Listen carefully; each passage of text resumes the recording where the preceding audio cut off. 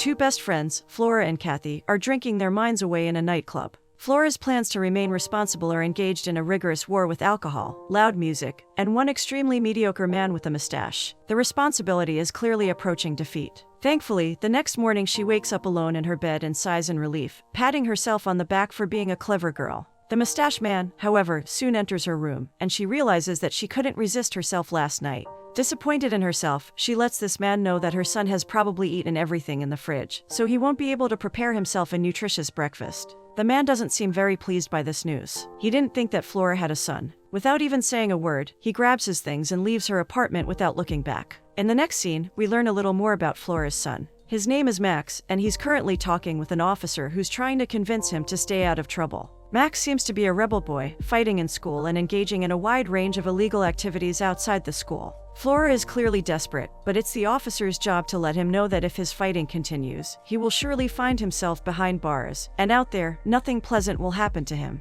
Max doesn't seem very concerned. His rigid face shows no fear or eagerness for becoming a responsible student at school. Flora is also advised to find some productive occupation for her son as quickly as possible. We learn afterwards that Flora is a babysitter, staying with the child of a girl named Aisling. Despite receiving her daily pay, before walking out of the door, she stealthily slips some more money out of Aisling's bag. Just like her son, she seems to disregard some of the laws too. Walking on the pavement, she suddenly notices a beat-up guitar in a waste collection vehicle. Ascending it, she takes it out and sees that it can easily be repaired. After negotiating a price with a young guitar shop owner quite harshly, she returns home with a guitar that looks brand new. Max shows no sign of gratitude or excitement after seeing it. In light of the fact that Flora forgot his birthday yesterday, and because he knows about her stealing habit, Max is sure that she stole it for him. He is not motivated to pick up a guitar, and he insults his mother using some terrible words. It all ends with a slap and a harsh suggestion for Max to go back to his father. As he walks out of the door full of resentment and hate for his mother, Flora tries to fit the guitar in a small window, but her efforts are all in vain. The guitar stays with her. Flora is extremely overwhelmed. Her relationship with Max is clearly destructive and problematic. In the following scene, she brings Max over to his father's house. His name is Ian, and he seems to be filled with much loathing towards his ex-wife too. Resentful that he had to pause his music career for her and Max, he lives out his days hating her, using every chance to remind her that she ruined his life. For the first time here, Flora expresses her will to learn the guitar herself, and naturally, she receives no words of encouragement from Ian. Learning music needs dedication, discipline, and commitment. Flora wittily reminds him now that he shouldn't mention the word commitment with her, and Ian finds himself failing to argue back. His ex-wife clearly won this particular exchange. Walking away along the street, Flora runs into Ian's new girlfriend, and after a brief meeting, she feels even more like a winner. Later that day, she shares some of her most intimate and deepest feelings with Kathy. She's extremely disappointed with where she's at. Her son hates her, and Max's father doesn't see her at all. This isn't the life story she dreamed about when she was a child. This feeling, however, is less important than what she says next. Feeling like an inadequate mother, she sometimes wishes for Max to disappear from her life. As expected, this experience of hers isn't accepted and understood by Kathy, who herself is a mother. That night, Flora watches a talent show, and a wave of motivation hits her strongly. Enthusiastic about learning how to play the guitar, she opens up her laptop and starts searching for the perfect YouTube channel to get her started. The amount of content is overwhelming, and the level of proficiency that is necessary for following each lesson seems too high for Flora. Additionally, all the online courses seem to focus on developing technical skills. Flora scrolls through and through until she gets to a certain creator, named Jeff. His approach to music seems more relaxed, and he seems to focus more on the gratifying quality of art. Smiling pleasantly in his chair, he ends one of the videos by stating that the participation fee for his course is $20. Coming home the next day, she sees a group of youngsters taking a hip-hop music video in front of her apartment building. She passes them with a cynical smile and finds her son watching the filming process in awe. Here we learn that Max has clearly gotten a crush on one of the girls, named Samantha, who are dancing for the video. Unfortunately, however, the girl doesn't seem to spare any attention for Max at all. After having lunch, the kid states that he's going out with his friends and is told to come back home until 9 o'clock. A brief conflict emerges here, and Flora makes sure Max understands that he isn't wanted here. She emphasizes that he would be with his father 24/7 if Ian didn't ask for some time off. Naturally, this is a tough thing to hear for a teenager. Angry at her mother, he walks out to distract his mind from everything. At 12 p.m., Flora, who's a little tipsy, attends Jeff's first guitar lesson. The teacher lives in Los Angeles' beautiful neighborhood. Calm and open, he greets Flora and asks about her purpose in coming to music. Flora answers simply and briefly that her main motivation is to impress people and make them like her. She doesn't have any intimate connection with music as an art form and just wants to know what is necessary to deserve as much attention from men as possible. Seeing her flirtish, unserious attitude, Jeff tries to maintain a professional stance and, attempting to motivate her, plays the same song about love in two different ways. At first, his pronunciation is much vaguer and his plucking more aggressive and unthoughtful, while the second time he manages to pour his soul into it and show his most intimate emotions through music. Flora seems touched, but her mind isn't changed about the purpose of learning guitar. She begins flirting with him and coming on to him, and it all reaches a point where Jeff feels forced to stop the lesson. With a smile resembling disappointment, he reaches for his computer and turns it off. In the next scene, Flora goes to work and, feeling bad for her behavior during the first lesson, texts Jeff an apology letter. She makes sure to express how sorry she is for objectifying him and making fun of the process. As she explains, she has always been the kind of kid who made fun of a teacher. It is a force of habit. In short, she apologizes, and if Jeff decides to accept her again, she promises to never act in such a manner again. To balance out the objectifying, she sends him a half-inappropriate picture as a witty joke and gets back to the child she is babysitting. Going back home later, she learns that Jeff is down to restarting the teaching process. That evening, Flora asks Max about the girl she has seen him with. Naturally, the kid has no intention of sharing an intimate feeling with his mother, so he simply says that he doesn't care about her at all. Before walking away, Flora tells him, in an unusually warm manner, that he can come home later at night if he so wishes. Max is surprised. He doesn't test his mother's good intentions, but he chooses not to object to them. In the next scene, Flora gets into the meeting room with Jeff, as if she were on a date.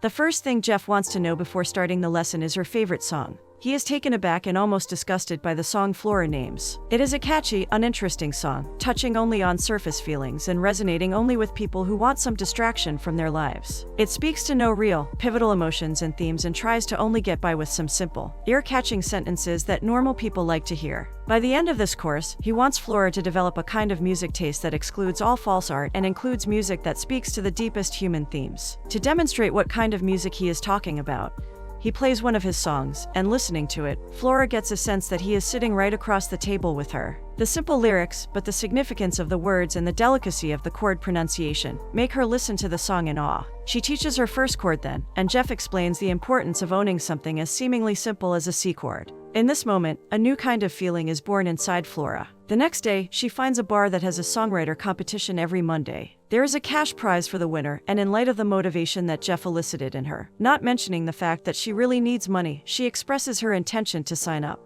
The promoter of this event is named Barry. He and Flora seem to have some history, but the man doesn't remember much about her. They must have met in a bar and had a few one-night stands. This emphasizes once more Flora's tendency to go for guys that are working in the music industry. When she goes over to Ian's place to take Max, her ex-husband gets interested in what a guitar is doing on her back. She lets him know that she learned it from a guy named Jeff, who writes fantastic songs. Dodging every insult and insecure comment Ian makes, she comes out as a victor in yet another word exchange with him. Ian is left jealous and anxious about his current life. Walking back to her apartment with Max, she doesn't tell her son anything about the lessons, but asks him if he has changed his mind about learning them himself. This starts a conversation between them that, for the first time, contains no underlying resentment. They talk about their favorite music, and Max even asks her to listen to one of his beloved songs, but Flora says she has to go. This kind, friendly communication seems to have provoked a slight excitement in Max, and even though he's disappointed, he maintains an indifferent look. In the next scene, she attends another lesson with Jeff. For the first time here, she expresses her real intention. She's learning how to play because she wants her son to think better of her. Having shared this intimate information, she hears Jeff doing the same. He seems to have 2 kids, and even though they seem to think highly of their father, Jeff doesn't agree with them at all. He's actually quite insensitive about his songs. Being completely honest with her, he admits that the song he performed in their last lesson wasn't his. He didn't say anything when Flora assumed it was written by him, only to see how it would feel to have somebody else think he could achieve such songwriting prowess. Flora isn't mad. She just wants to listen to one of his real songs. It is only for a moment that Jeff ponders over this. He seems reluctant, but soon Flora sees that he has no reason to be ashamed of his songwriting. Listening to him again, she gets the sense that he's right here in front of her, sitting on a meadow, but still, she gets the sense that it lacks something very important. To put it into words as delicately as possible, she tells him afterwards, in full honesty, that she wouldn't want to listen to it again. Jeff isn't offended by it. He thinks that it is important to know your strengths and live in accordance with the objective truth. With this, the lesson starts, and the first assignment is given to Flora. It's very simple. She should listen to one song. Later that day, as Flora hears the song by Joni Mitchell for the first time, we see a moment in which her taste in music starts to change. The music elicits a deep emotion and makes her experience a feeling she never even knew was buried inside of her. The lyrics speak to her in such an intimate and sorrowful way that she finds herself crying in front of her laptop. This is a life-changing event for her. The next day, Kathy listens to Flora as she goes on about her new teacher and concludes that her best friend has fallen in love with an ugly man who lives thousands of miles away. Flora doesn't argue back. Later that day, she goes home and finds her son, playing some music loudly. Going over to his room, screaming to turn it down, she discovers that Max is actually playing one of his songs. Immediately, Flora gets enthusiastic about it and listens to it in admiration. Of course, it's something completely different from what Jeff is teaching her, but she is extremely proud of her son. The kid has clearly impressed her, and now they both find themselves sitting in front of a computer, working on a song together. That afternoon, they finish it, and Flora is so impressed with her son that she wants to share this feeling with others too. That night, she throws a party and lets everybody in the neighborhood listen to the music her son made. Max is a little socially awkward. Pleased that everybody likes it, he remains in his room until he starts to go around the apartment stealthily, sneaking up on some alcohol. In the end, he's passed out on the couch, while Ian and Flora are sitting beside him. Tired, Ian asks her to play a song for her. It is obvious that he has no intention to humiliate her, so Flora takes the guitar and performs an improvised song. Max wakes up then, and for the first time, we see the three having fun together. It's clear that Flora is seeing some progress in her playing. During the following lesson, she demonstrates that she understands the music better too. Demonstrating this, she tells Jeff that his chorus needs refining. Initially, she asks him to play it and hums along in a way that would make more sense to her. Then she surprises him even more by saying that she has better lyrics for the song too. Jeff seems impressed. It's clear that he has never thought about what Flora suggested. He seems to be catching himself and feeling something new towards her. Later that day, she enters her neighborhood and sees a bunch of kids filming a video again. Catching her son looking at Samantha with loving eyes, she encourages him to ask her out. Max has no courage to do it. His rebellious attitude seemed to dissipate in Samantha's presence completely, so Flora decides to take care of them herself. Walking up to the girl, she initiates a conversation about her. As it seems, Samantha's mother and Flora used to be good friends. Their talk is lovely, but unfortunately, Samantha still declines her invitation to a dinner with her and Max. Changing her strategy, Flora teaches a thing or two to Max that night. It is clear that the girl he's obsessed with is clinging to some dangerous-looking rapper guy, thinking that he can offer her something. She should know that once she's over her rapper boyfriend, a sensitive boy by the name of Max will be there for her. That night, they write a song together, and Max uses his mother's advice perfectly. He comes up with lyrics that are just right for his purpose. United by the same cause, the duo goes even further that night.